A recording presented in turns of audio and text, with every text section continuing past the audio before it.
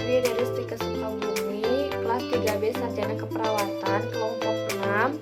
Di sini saya akan melakukan tindakan konseling KB dengan tujuan yang pertama, membantu calon peserta KB agar memahami norma keluarga kecil, bahagia, dan sejahtera. Yang kedua, agar terciptanya peningkatan kualitas pelayanan kontrasepsi. Yang ketiga, memberikan informasi yang tepat, lengkap, serta efektif mengenai metode kontrasepsi. Yang terakhir, membantu klien untuk memilih alat kontrasepsi yang terbaik untuk mereka. Cuci tangan. Tapi asap.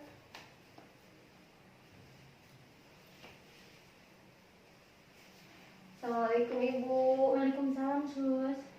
Apakah ada yang bisa saya bantu? Ada Sus. Saya kesini ingin konsultasi tentang KB Sus. Oh begitu ya Bu. Baik, kalau begitu sebelumnya perkenalkan, nama saya Ira Karida. Saya mahasiswi dari Stika Sukabumi yang bertugas dari pukul 7 sampai 12 siang nanti. Kalau boleh tahu, ini dengan Ibu siapa ya Bu? Saya dengan Ibu Endah Sus. Oh Ibu Endah. Baik, kalau begitu Ibu, tujuan Ibu kesini mau apa ya Bu? Saya mau menggunakan alat kontrasepsi Sus, tapi masih belum ada yang cocok buat saya. Oh begitu ya Bu. Iya. Apakah sebelumnya Ibu sudah menikah dan melahirkan? Sudah Sus. Sudah. Nah, apakah sebelumnya Ibu pernah menggunakan alat kontrasepsi Bu? Iya pernah Sus, tapi sebelumnya saya menggunakan alat kontrasepsi suntik KB, tetapi itu membuat berat badan saya tambah naik gitu Sus. Oh begitu ya Bu. Iya. Nah, apakah sebelumnya Ibu mempunyai riwayat penyakit Bu? Tidak Sus. Nah, jadi tujuan saya kesini itu saya ingin ganti alat kontrasepsi Sus dan mengetahui lebih lanjut mengenai alat kontrasepsi yang mungkin cocok dengan saya Sus. Baik, kalau begitu Bu, nanti saya akan jelaskan mengenai KB itu ya Bu. Nah, sebelumnya kita kontak waktu terlebih dahulu ya Bu. Baik Sus. Untuk waktunya kurang lebih 10 sampai 15 menit. Tempatnya di sini, apakah Ibu bersedia? Ya, saya bersedia Sus. Baik, kalau Ibu bersedia, di sini saya sudah menyiapkan media lembar balik ya Bu. Iya. Nah, sebelumnya apakah Ibu sudah siap untuk mendengarkan informasi mengenai KB ini dari saya? Ya, sudah siap Sus. Sudah siap. Baik, kalau begitu kita langsung mulai saja ya Bu. Ya. Nah, sebelumnya apakah Ibu mengetahui apa itu KB? KB itu adalah gerakan untuk membuat keluarga sehat dan sejahtera ya Sus. Wah, betul sekali ya Bu. Nah, untuk lebih jelasnya saya akan jelaskan mengenai apa itu KB, jenis-jenis KB, mekanisme kerja KB, kelebihan dan keterbatasan KB. Nah, di sini ada pengertian KB menurut Kamus Besar Bahasa Indonesia ya Bu, yaitu gerakan untuk membentuk keluarga yang sehat dan sejahtera dengan membatasi kelahiran.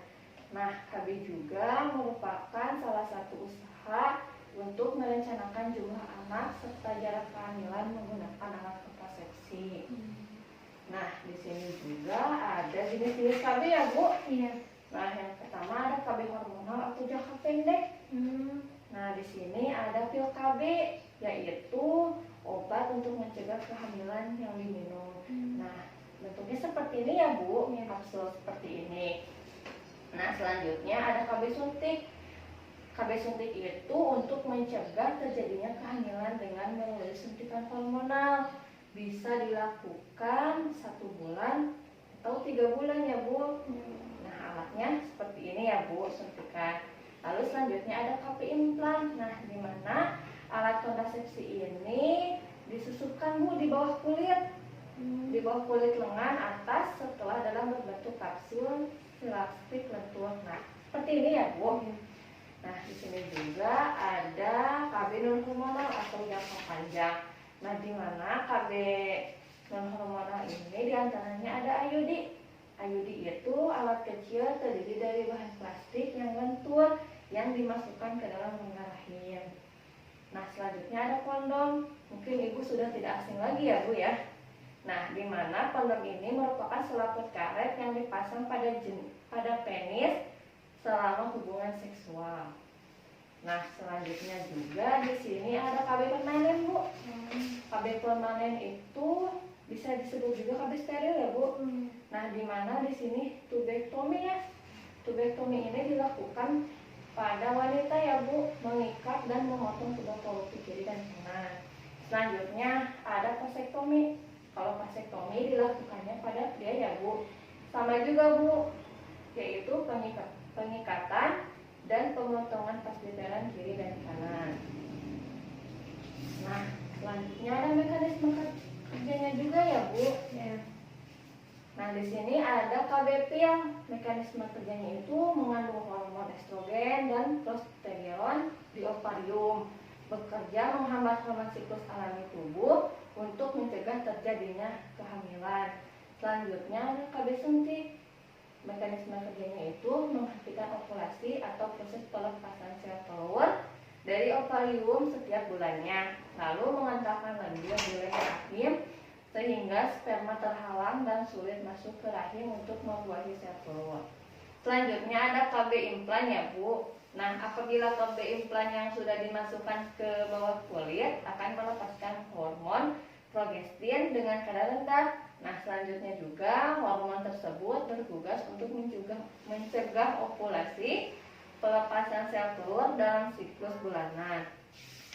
Nah, selanjutnya ada kondom bu. Cara kerjanya yaitu mengeluarkan air mani atau sperma melalui karet atau tidak langsung masuk ke vagina ya bu.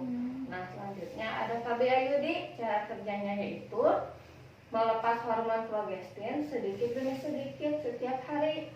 Kemudian akan mengentalkan cairan di bagian leher rahim sehingga sperma jadi lebih sulit untuk bisa masuk ke dalam rahim. Selanjutnya ada tubektomi ya bu, yang pada perempuan itu memotong atau mengikat tubuh polupi sehingga sel telur tidak akan bertemu dengan sperma. Nah, selanjutnya ada vasektomi ya bu, ini pada laki-laki sama juga mengikat atau memotong pasbiteran atau saluran yang menghubungkan pada sperma. Nah, selanjutnya di sini juga ada kelebihan dan keterbatasannya ya bu.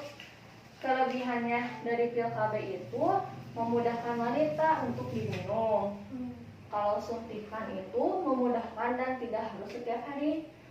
Kalau implan bisa digunakan dalam jangka panjang, yaitu 5 tahun.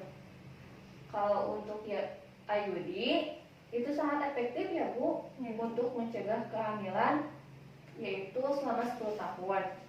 Selanjutnya untuk kondom itu fleksibel dan mudah dicari ya bu. Selanjutnya ada senggama terputus. Nah, itu tidak ada efek sampingnya. Lalu ada keterbatasannya ya bu. Keterbatasan dari pil KB ini bisa terasa mual biasanya dalam 3 bulan pertama. Selanjutnya ada suntikan, di mana hormon lebih tinggi daripada tidak cocok, maka BB akan naik. Seperti yang ibu tadi katakan ya bu. Nah, selanjutnya ada implan. Implan itu tidak boleh mengangkat yang berat-berat ya bu. Selanjutnya ada IUD. IUD ini mahal dan terasa sakit saat dipasang.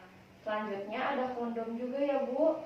Nah, kondom ini mudah bocor dan tidak menjamin. Nah ibu, mungkin segini saja materi tentang KB ya bu. Nah, apakah ibu sudah paham? Insya Allah paham sus. Apakah sebelumnya ada yang mau ditanyakan bu? Tidak ada sus. Tidak ada. Baik, untuk bahan evaluasi saya mau bertanya kepada ibu. Nah, kira-kira apa saja jenis dari KB hormonal bu? Yaitu pil KB, KB suntik, sama KB implan.